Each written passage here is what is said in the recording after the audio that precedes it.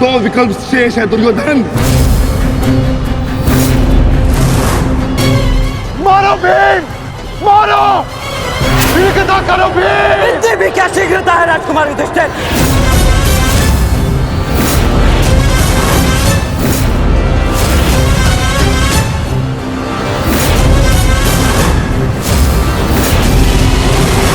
पीछे हट जाइए विकोदर भीम, अन्यथा मूल्य अपने ज्येष्ठा के प्राण देकर चुकाने होंगे। नहीं भीम, नहीं, मेरी चिंता मत करो, अपना वचन पूर्ण करो। ऐसा अवसर दोबारा नहीं मिलेगा अनुज, वध करो इस दुर्योधन का। पांचाली के अपमान का प्रतिशोध दो भीम, करो इस दुर्योधन को। एक बार पुनः सोच लीजिए, अवसर दोबारा मिल सकता है परंतु ज्येष्ठ के प्राण दोबारा नहीं लौटेंगे। मारो भीम, मारो।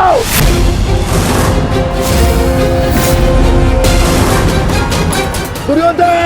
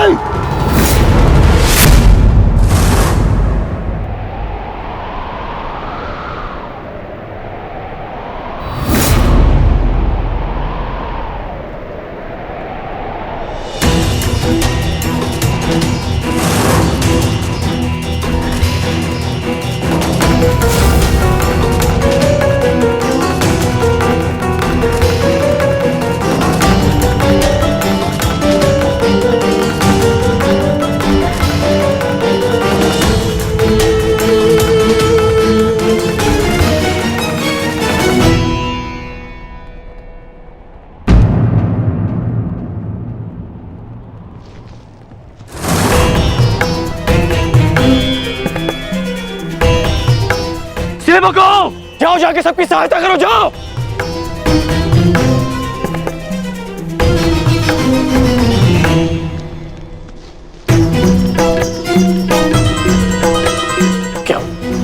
क्या हुआ?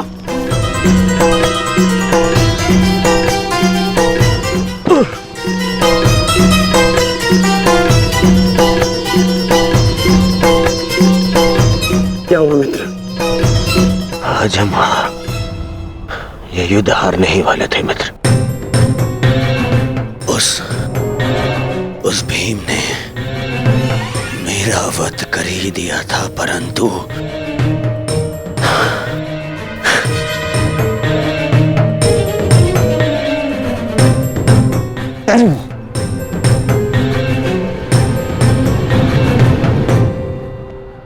ठीक समय पर आकर वृषसेन ने पूरी परिस्थिति को ही बदल दिया।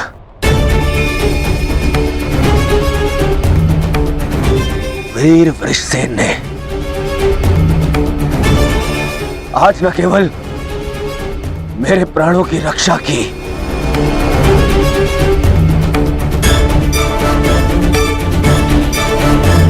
अभी तो कौरव सेना को एक लज्जाजनक हार से भी बचाया।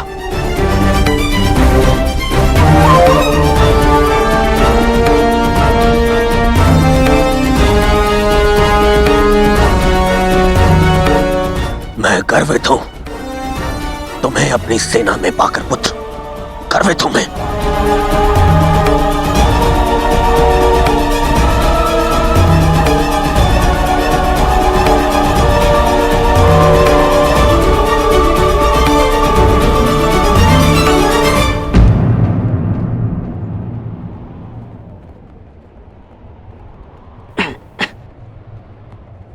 आप फिर से मेरे घाव देख रहे हैं ना पिताश्री, और मैं फिर से यही कहूंगा, चिंता मत कीजिए। आज का युद्ध समाप्त हुआ और युद्ध भूमि में जो कुछ भी हुआ उसे भुला देना ही श्रेयस्कर है, अपितु उन बाधाओं को समझने का प्रयास करना चाहिए जो हमें विजयश्री बनने या प्राप्त करने से रोक रही है।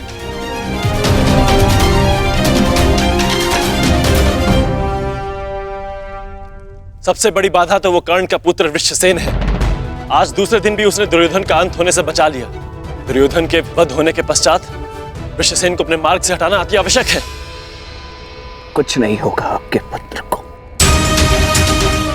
और आपका पुत्र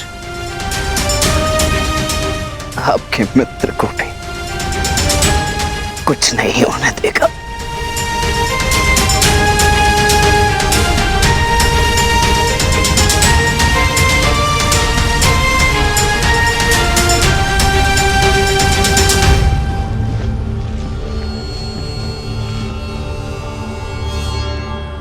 मित्र, आज का दिन हमारे पक्ष में नहीं था।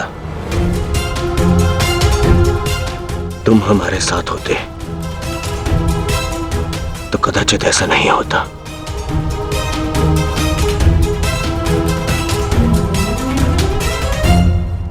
आज युद्ध भूमि में कौरव केवल धर्मराज युधिष्ठिर का वध करने का प्रयत्न करते रहे, और कल हम दुर्योधन को अपना लक्ष्य बनाएंगे।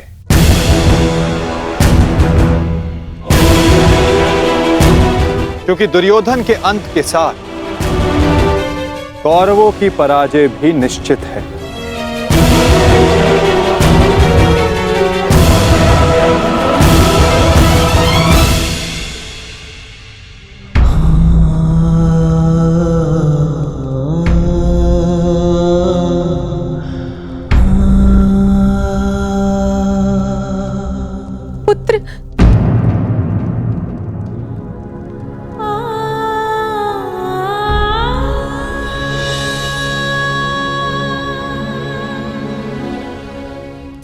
क्या दशा बना दी है इस युद्ध ने तुम्हारी। अरे माता, आप कब आई? माता हूं।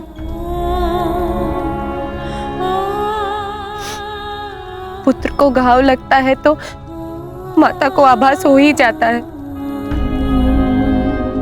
मेरे मन ने कहा कि मेरा पुत्र संकट में है, दौड़ी चली आई।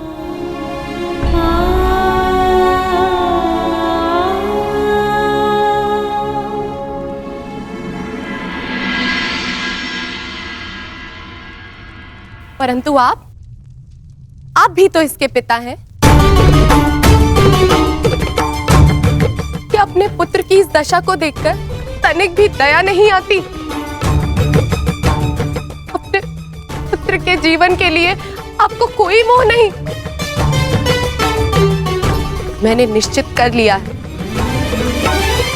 तुम कल युद्ध में नहीं जाओगे।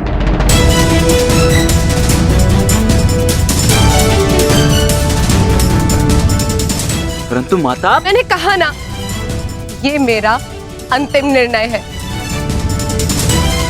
पिताश्री, ये तुम्हारे अतिरिक्त कौरव सेना में और भी कुशल योद्धा है। निश्चित रूप से कौरव सेना में कुशल योद्धाओं की कमी नहीं है पिताश्री, परंतु वृषसेन वो उन सबसे भिन्न है। उसकी सोच, उसकी प्रतिभा, उसका तेज प्रशंसनीय है। उससे द्वंद्व करते समय मैंने बहुत कुछ सीखा।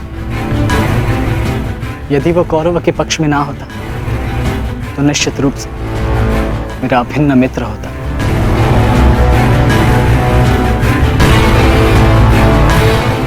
परंतु समझ में नहीं आता कि उसमें इतना तेज आया कहां से। कुछ जन्म से, कुछ कर्म से। वो अंगराज कर्ण का पुत्र है, जिसके मन में मृत्यु का भय नहीं, अपने कर्तव्य की ओर पूर्ण आत्मसमर्पण है। उस पर तेज स्वतः ही आ जाता है। अभिमन्यु,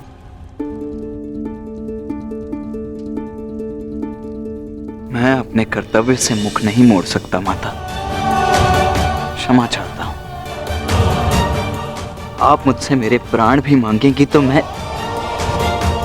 अभी अपना शीश काटकर आपके चरणों में रख दूंगा, परंतु मैं अपने वचन से विमुक्त नहीं हो सकता माता। मैं वचनबद्ध हूं। मैं युद्ध में पराजित होकर लौटने वाला नहीं। या तो मैं विजयी होकर कंधों पर बैठकर आऊंगा, या वीर गति को प्राप्त करके कंधों पर लेटकर।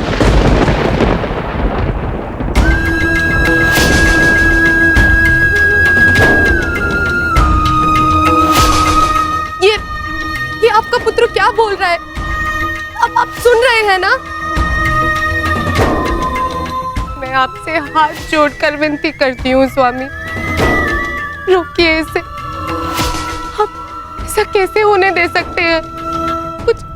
कुछ कीजिए। करना तो तुम्हें है सुप्रिया। ममता और कर्तव्य में संतुलन करना है। तुम एक योद्धा की माता हो, तुम्हें अपने हृदय को कठोर बनाना होगा। मेरी अनुपस्थिति में हमारा पुत्र इस महायुद्ध में अत्यंत मुख्य भूमिका निभा रहा है। मुझे उस पर गर्व है और तुम्हें भी होना चाहिए सुप्रिया। युद्ध में पीछे हट जाने वाले वृषसेन का पिता होने से अधिक युद्ध में बलिदान दे देने वाले वृषसेन का पिता होना अधिक श्रेष्ठकर समझता हूं।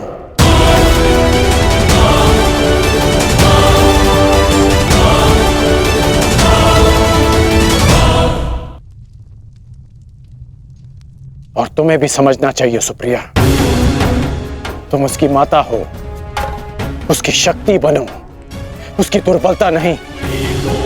हर मनुष्य अपना लक्ष्य चुनता है और मैंने और वृषसेन ने भी अपना लक्ष्य चुन लिया है। हमारा लक्ष्य ये महायुद्ध है और युद्ध बलिदान मांगता है।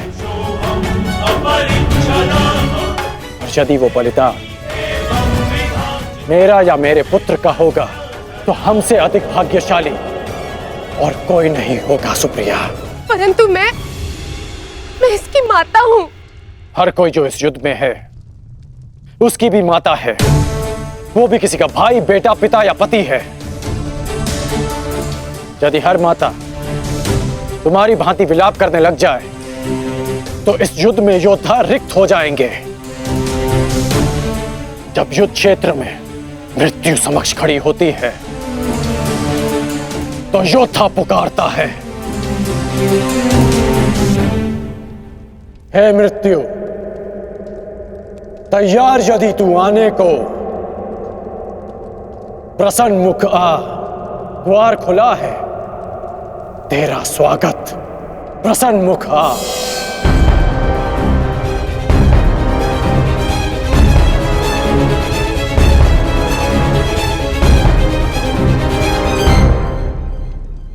तू महायोद्धाओं के समक्ष एक दुर्बल माता कैसे जीत सकती है? यदि आपने निर्णय ले ही लिया है तो ठीक है,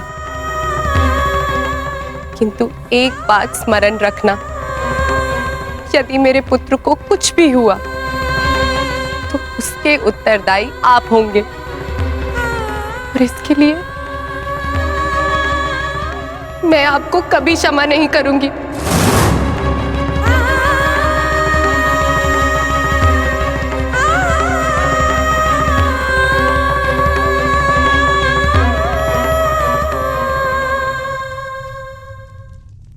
आज युद्ध भूमि में पांडवों का प्रयास था कि दुर्योधन पर वश पालें।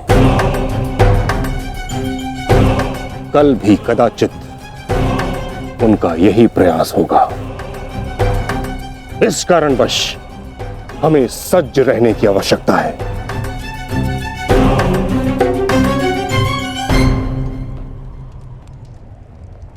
कल हम गरुड़ व्यूह की रचना करेंगे और इस व्यूह का नेतृत्व स्वयं मैं करूंगा। गरुड़ की आंख के स्थान पर मेरा रथ होगा उसके एक पंख पर गुरुद्रोण आप और दूसरे पंख पर अश्वत्थामा, मध्य में मद्रराज शैल्य और युवराज दुर्योधन अंतिम रेखा पे रहेंगे।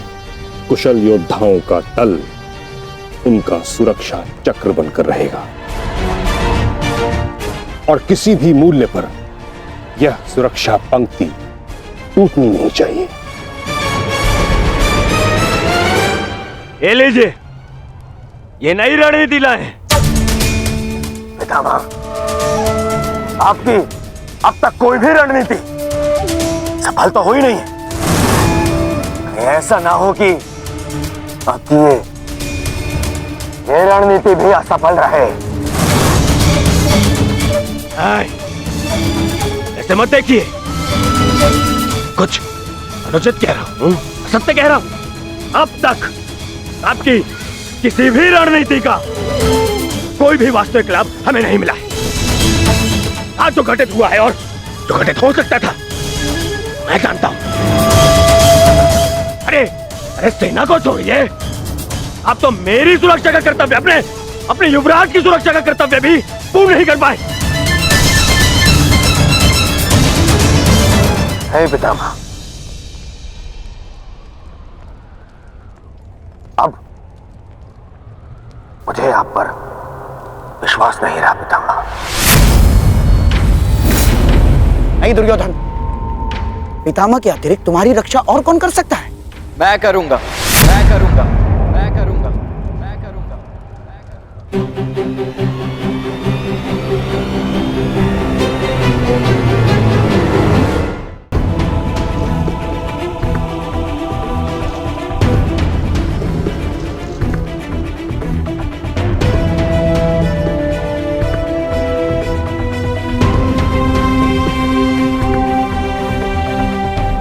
मैं मानता हूं मैं महामहिम के समक्ष कुछ भी नहीं, और मैं हृदय से उनका सम्मान भी करता हूं।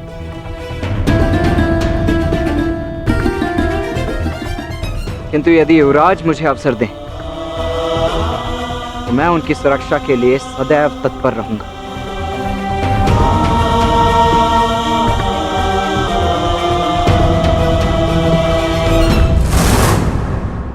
आपका क्या मत है वासुदेव? कल कौरव किस रणनीति के साथ युद्ध क्षेत्र में उतरेंगे?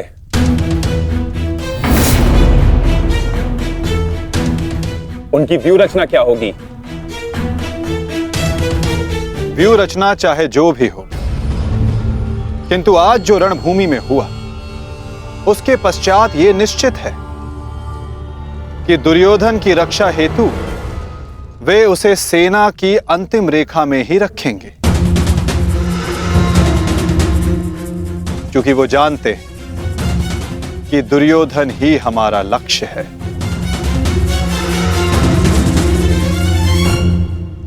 यदि ऐसा है तो फिर हमें कौन से व्यू का उपयोग करना चाहिए माधव? अर्धचंद्र व्यू पार्थ।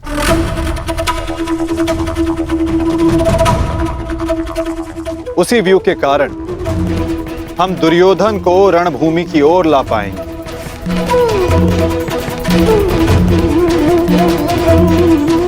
और यदि दुर्योधन व्यू से बाहर नहीं आया तो ये उसकी दुर्बलता समझी जाएगी और मानसिक पराजय भी।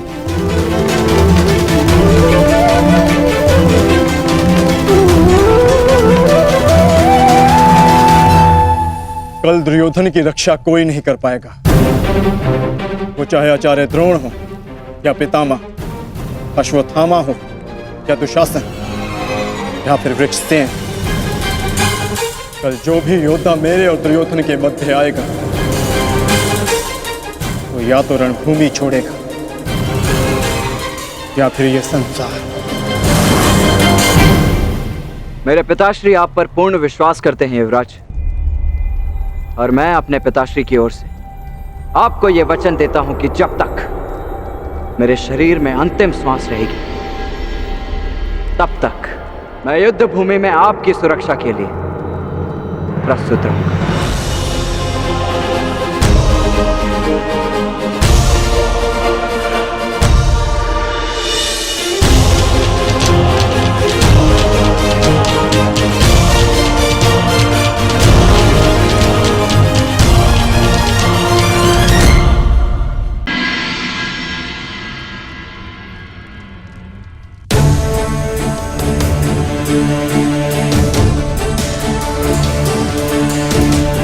आज युद्ध का तीसरा दिन है। मेरी इच्छा है कि तुम हर परिस्थिति में मेरे साथ रहो। तुम्हारी सुरक्षा हेतु यह आवश्यक है। आप केवल सेना के नेतृत्व के बारे में सोचिए। तुम्हारी कुतर्कता का मैं उत्तर देना नहीं चाहता दुर्योधन, परंतु दो बातें स्मरण रहें दुर्योधन। प्रथम, जीवित रहने का प्रयास करना। द्वितीय, सदैव मेरे पीछे ही रहना।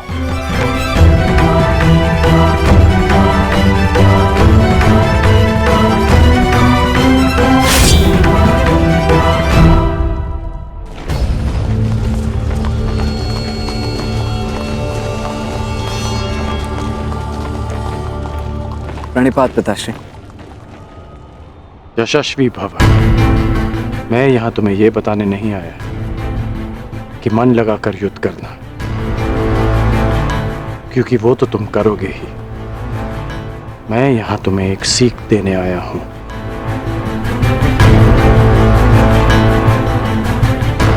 युद्ध क्षेत्र में योद्धा कहां है, ये जानने का सबसे अच्छा संकेत है उसके युद्ध की पताका। तुम्हें जिसकी भी रक्षा करनी है या जिस पर भी प्रहार करना है, उसके रथ की पताका को जानना, पहचानना बहुत आवश्यक है। मैंने ये तुमसे पहले नहीं कहा, पर आज कह रहा हूं कि मुझे स्वयं पर गर्व है कि मैं तुम्हारा पिता हूं।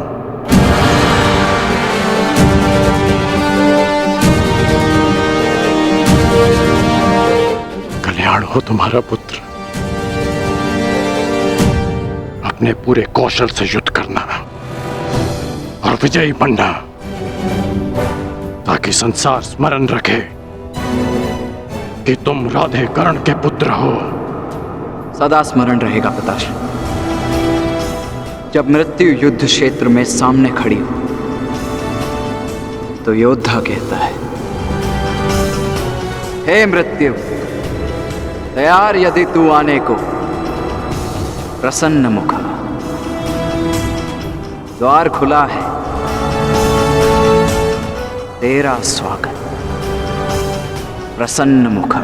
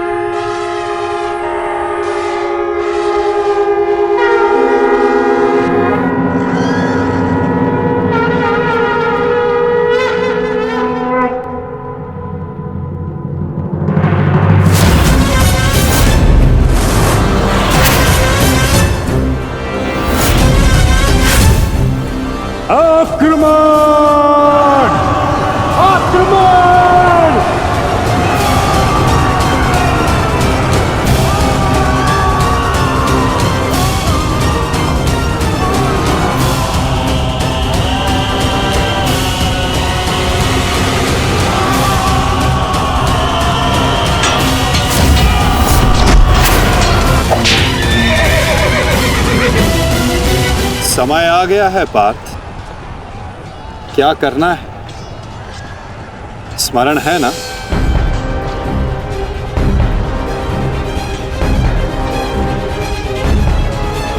जी माधव। आज महामहिम भीष्म ने गरुड़ व्यूह का निर्माण किया है महाराज। कि परंतु पांडवों ने कौन सा व्यूह रचा है संजय? पांडवों ने अर्धचंद्र व्यूह की रचना की है महाराज। मूर्ख है युधिष्ठिर, कभी भी अर्धचंद्र व्यूह गरुड़ व्यूह को नहीं तोड़ सकता।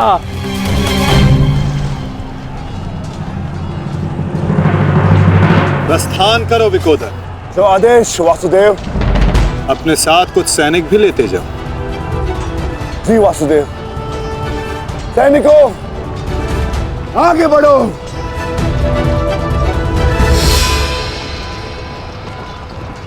क्षमा चाहता हूं माता, किंतु भ्राता भीम दुर्योधन और उसकी सेना के लिए अकेले ही पर्याप्त है, तो फिर आपने उनके साथ सैनिक क्यों भेजे? जिस कार्य के लिए विकोदर जा रहे हैं वहां शत्रु का ध्यान बटाने के लिए उन्हें सैनिकों की आवश्यकता अवश्य पड़ेगी। तुम समझ रहे हो ना पार्थ?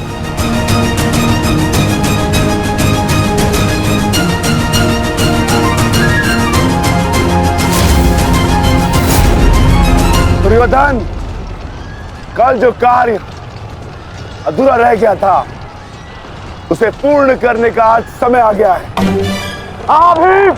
हाँ, क्योंकि नियति ने तुम्हारी मृत्यु मेरे हाथों लिखी है, मेरे हाथों। आओ एक बार पुनः सोच लो दुर्योधन, कल मैंने ही तुम्हें प्राण दान दिया था और उसी के कारण आज तुम एक भयभीत हिरण की भांति पितामह की छाया में छिप कर बैठे हो। बाहर निकलो और लड़ो मुझसे। दुर्योधन, कहीं ऐसा तो नहीं कि तुम्हें अब समझ में आ रहा है कि रणभूमि सजाकर तुमने कितनी बड़ी मूर्खता की है?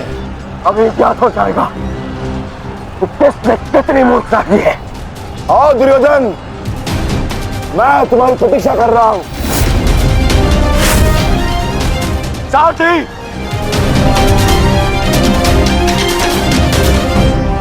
पांडवों ने अर्धचंद्र व्यूह बनाया है।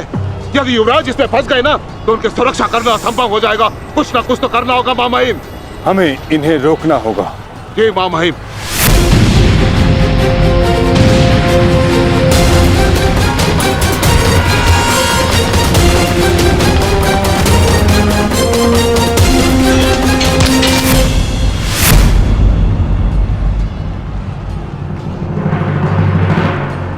प्रणिपात प्रपितामह।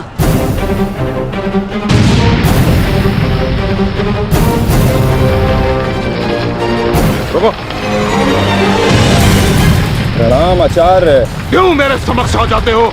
मेरा जन्म ही सदैव आपके मार्ग में आने के लिए हुआ है आचार्य।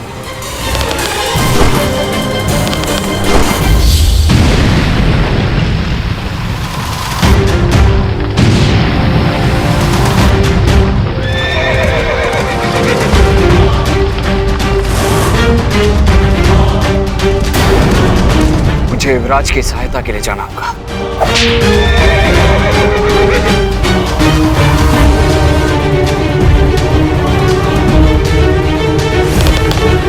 सावधान दुर्योधन!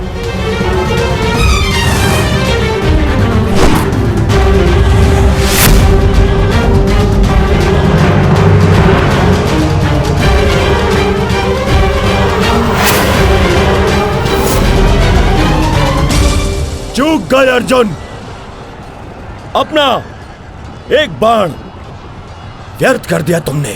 ना मेरा बाण अपना लक्ष्य चूकता है और ना मैं कोई बाण बिना लक्ष्य संधान करता हूं।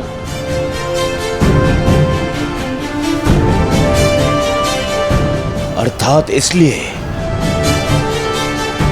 ताकि पितामह भीष्म मुझे ढूंढ ना पाए। ये युद्ध हम भाइयों के मध्य है, तो फिर इसमें आचार्य द्रोण और पितामह को कष्ट क्यों देना?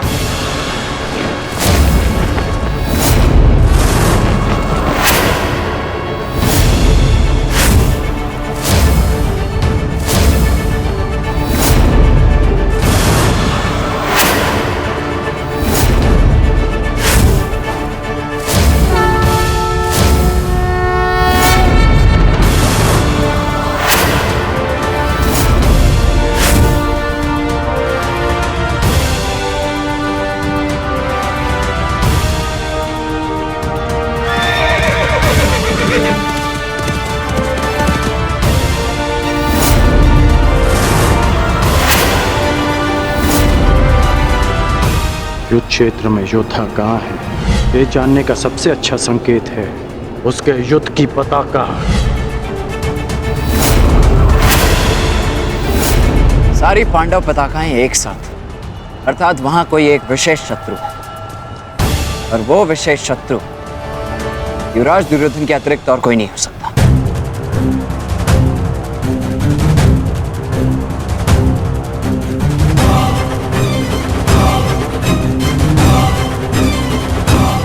अब समझ जा, जब बल से कार्य नहीं बना तो छल से मुझे बंदी बनाने की योजना बनाई है तुम पांडवों ने। हाँ?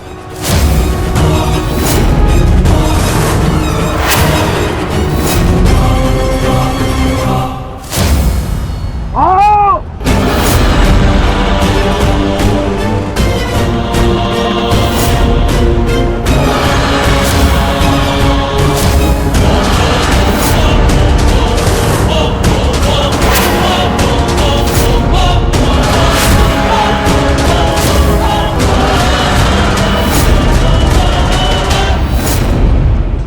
सावधान दुर्योधन!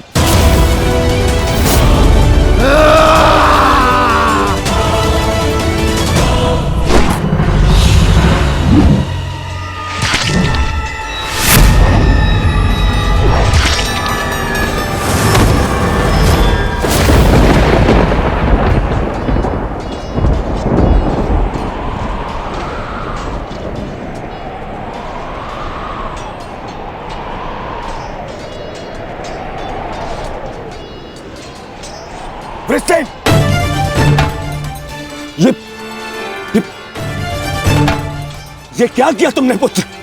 मैं वचन पूर्ण किया। उठो उठो उठो।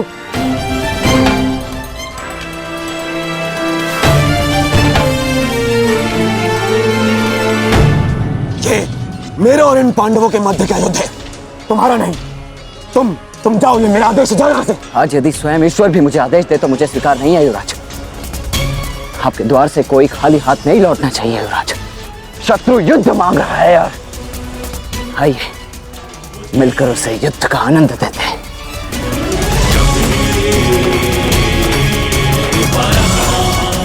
हर हर महादेव, हर हर महादेव।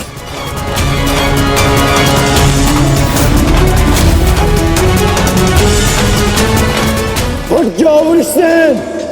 आज मेरे और दुर्योधन के मध्य जो भी आएगा या तो रणभूमि से जाएगा या इस संसार से।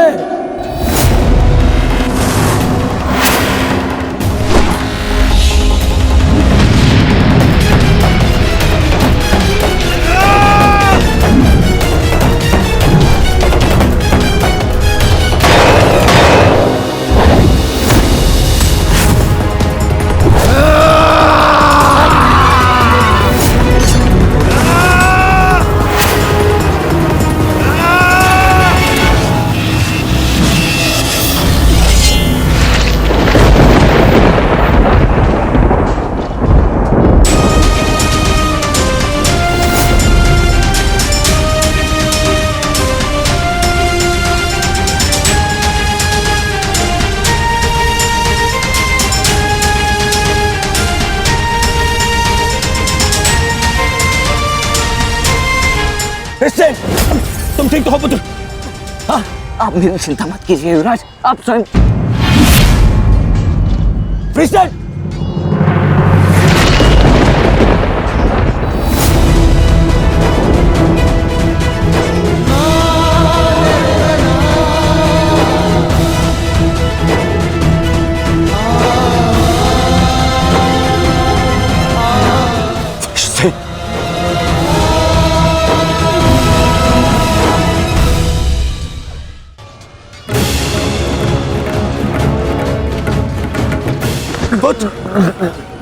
वृषसेन, अभी भी समय है, लौट जाओ।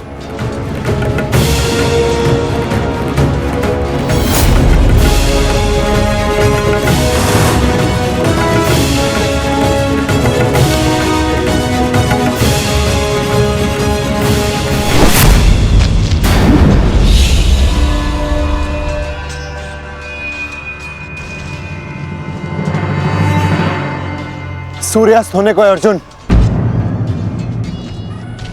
संधान करो।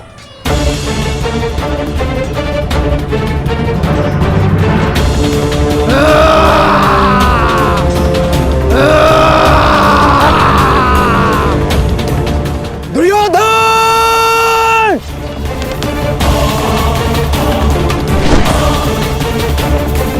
युवराज!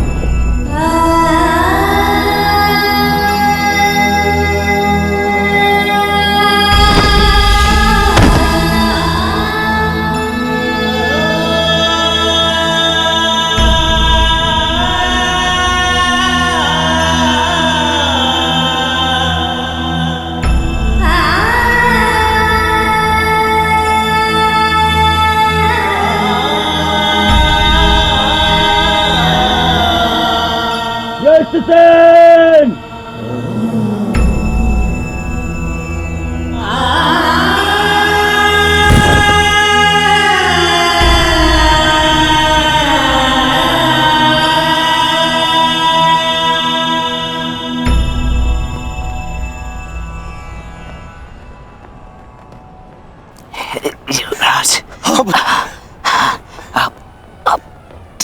सुरक्षित तो है। हाँ पुत्र, मैं सुरक्षित। और तुम चिंता मत करना, मैं तुम्हें अभी वैद्य के पास में लेके जाऊंगा। तुम स्वस्थ हो जाओगे। आओ आओ।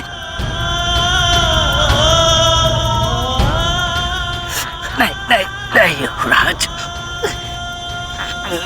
मेरे पास समय नहीं है। नहीं। मुझे कहीं और जाना है। कहाँ जाना है पुत्र? मुझे जाना।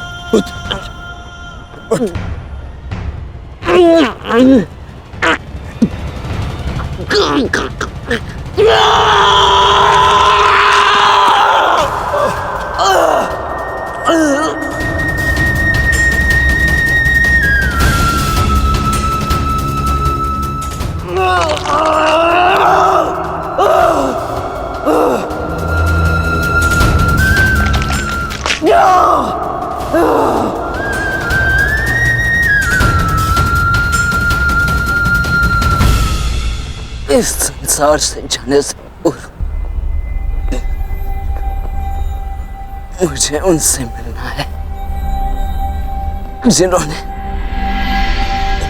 मुझे इस संसार में आने का लक्ष्य समझाया।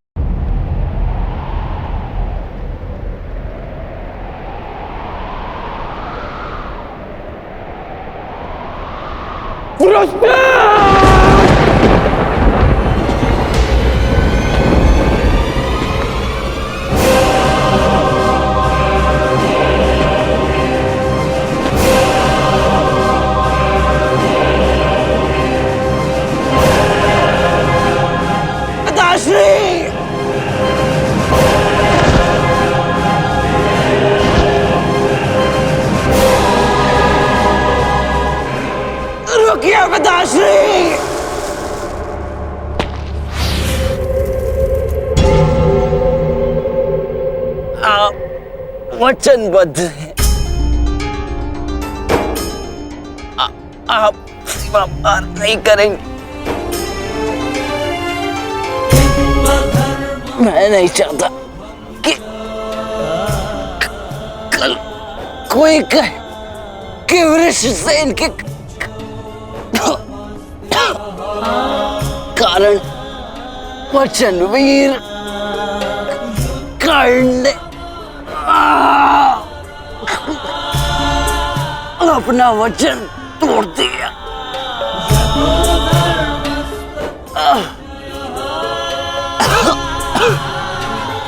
आओ पुत्र, अपने पिता के पास आओ। हाँ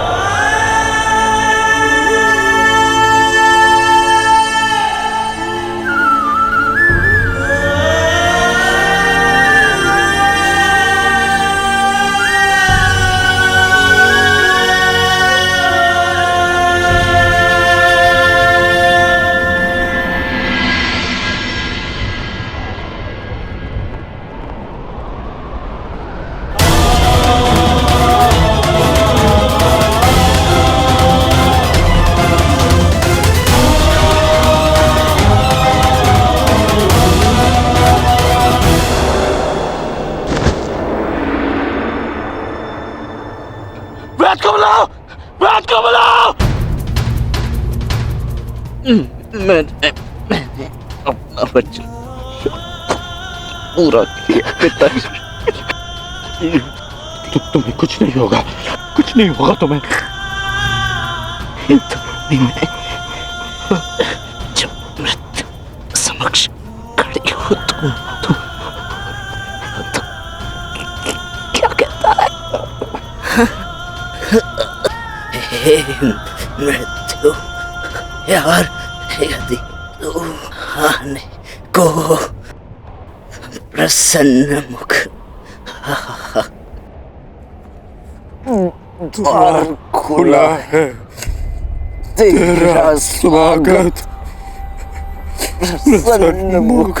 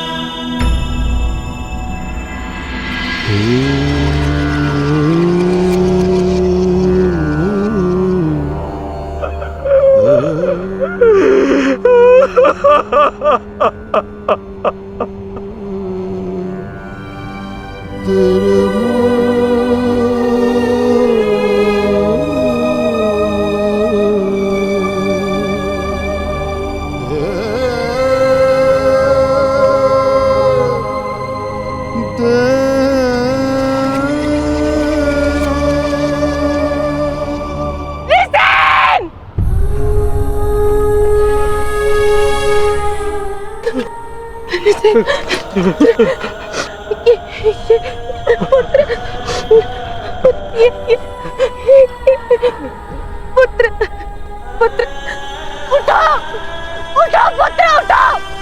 तुम्हारी माता तुम्हें इसकी आज्ञा नहीं देती। उठो उठो पुत्र उठो।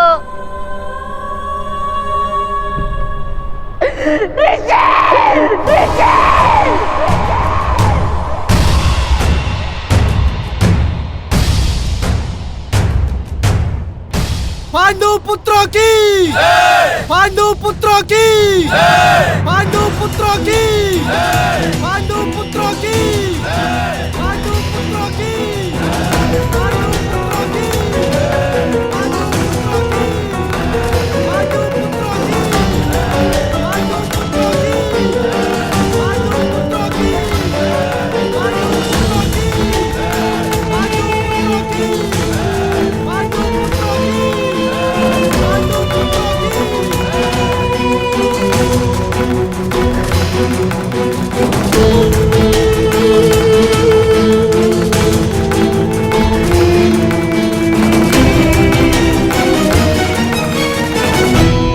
किस बात का उत्सव मनाया जा रहा है पांचाल कुमार?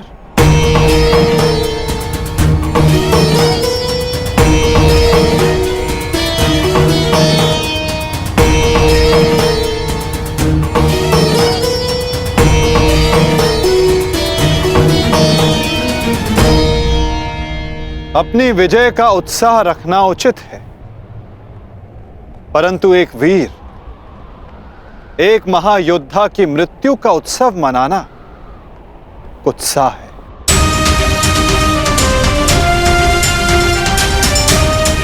जब वीर उत्तर की मृत्यु पे हमने शोक मनाया था, तो आज वृषसेन की मृत्यु पर हमें उत्सव नहीं मनाना चाहिए।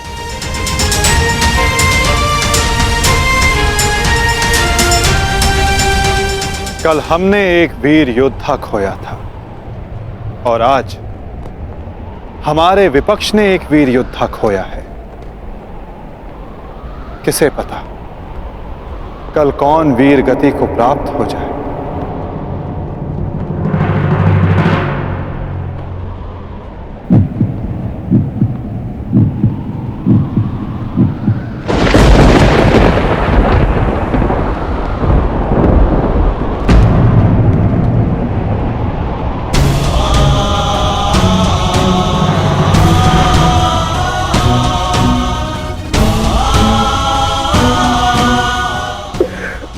मुझे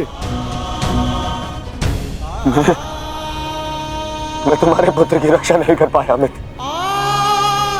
आज यदि मैं जीवित हूं तो केवल तुम्हारे इस वीर पुत्र के कारण। रक्षा तुम मुझे उसकी करनी चाहिए। मेरा पुत्र अपना कर्तव्य पूर्ण करते हुए वीर गति को प्राप्त हो गया। मुझे इस पर गर्व है।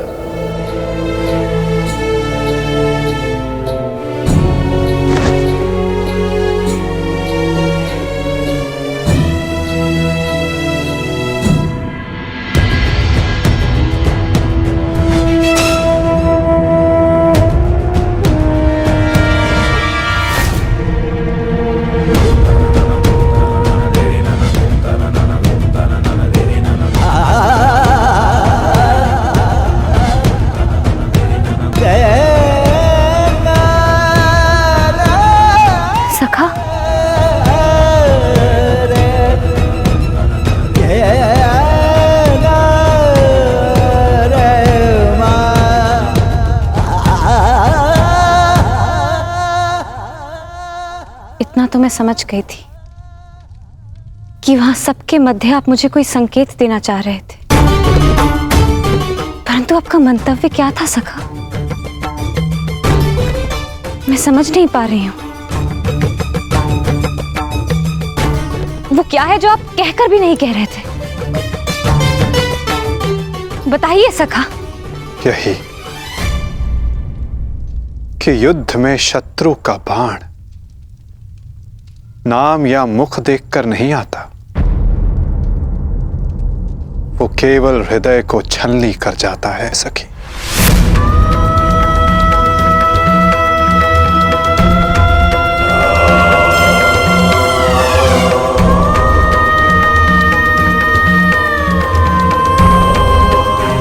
मेरे पुत्रों की भाग्य रेखा भी वृषसेन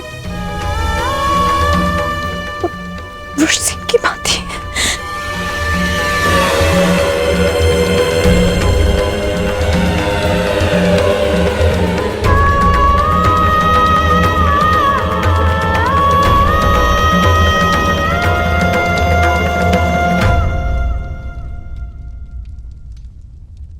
आने वाले कल पर तुम्हारा कोई वश नहीं, और जो कल हो गया उस पर शोक मनाने का कोई लाभ नहीं।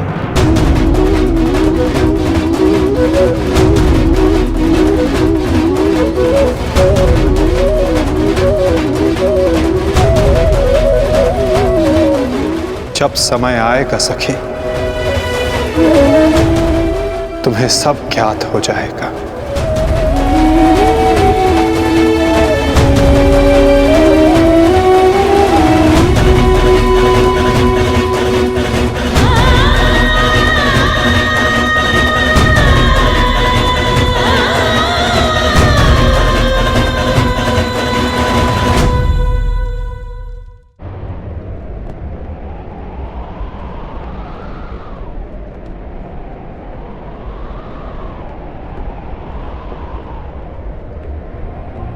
है मृत्यु तैयार यदि तो आने को, प्रसन्न मुख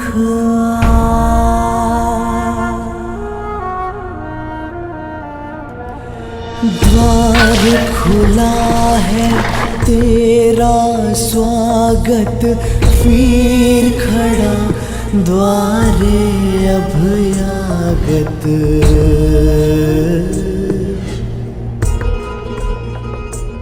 बाहें फैला के मुस्कुरा के करता अपने अतिथि का स्वागत। जब मृत्यु युद्ध क्षेत्र में सामने खड़ी हो तो योद्धा कहता है, हे मृत्यु, तैयार यदि तू आने को, प्रसन्न मुखा।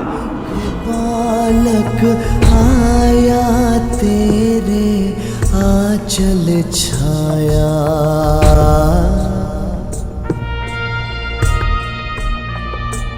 पिता की गोद में खेल सकाना, तेरी गोद में सोने आया।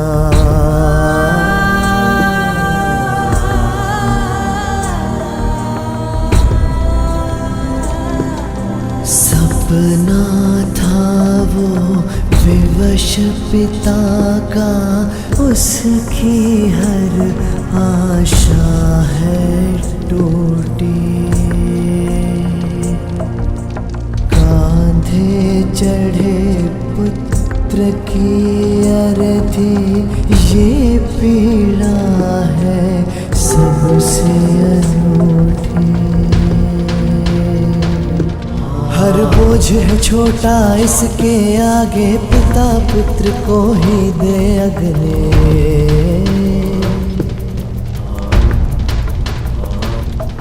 अश्रु है बहे आज अंगारे, आग नहीं है अब ये बुझने।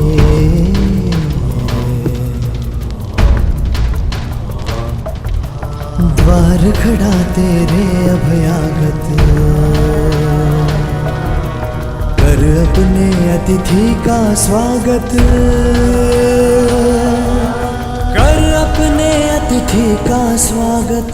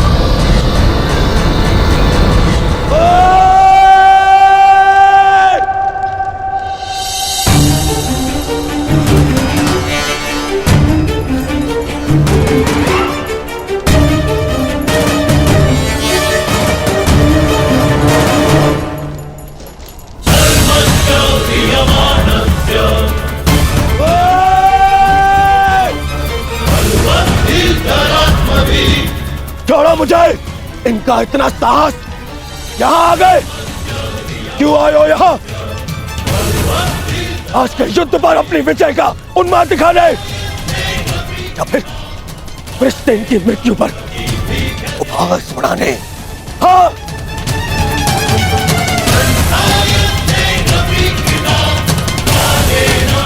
मामा जी, इन्हें कहिए यहाँ से चले जाए, अन्यथा मैं इनका बंद कर दूंगा। जाओ यहाँ से।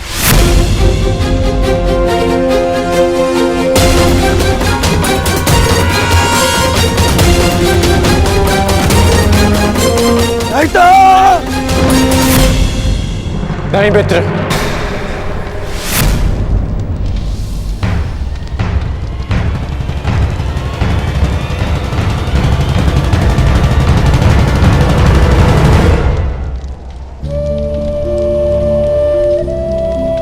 रहने दो इन्हें। मेरा पुत्र वीर गति को प्राप्त हुआ है, उसे शांति से दूसरे लोग जाना।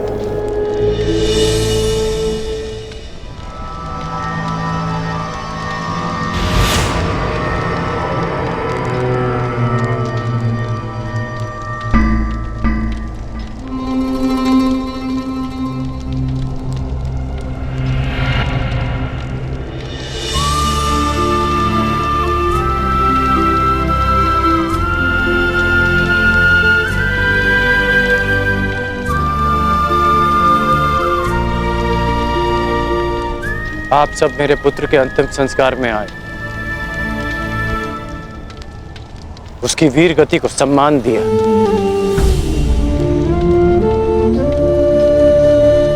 उसके लिए आपका बहुत बहुत धन्यवाद।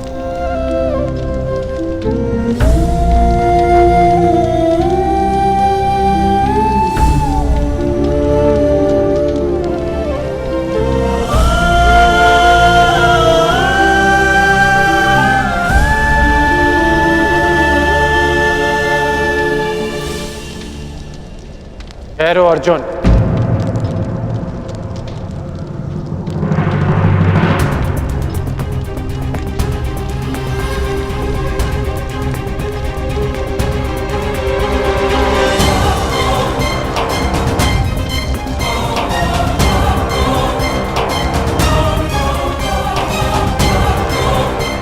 उस दिन की प्रतीक्षा करना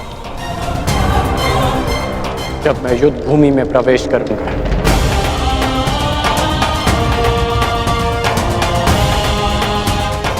जो भी हुआ, मुझे भी उसका खेद है। मैं भी एक पिता हूं, इसलिए तुम्हारी पीड़ा को भली भांति समझ सकता हूं। मैं ये सब प्रतिशोध लेने के लिए नहीं कह रहा हूं, और ना ही मुझे तुमसे कोई स्पष्टीकरण चाहिए, और ना ही तुम्हारी सहानुभूति। मेरे पुत्र ने अपना कर्तव्य पूर्ण करते हुए अपने प्राण दिए, उसे वो सम्मानित अंत मिला जो हर योद्धा का स्वप्न होता है। मैं ये सब इसलिए कह रहा हूं क्योंकि अब उसका अधूरा काम मैं पूर्ण करूंगा। प्रयास करूंगा कि तुम्हें भी सम्मानजनक अंत मिले।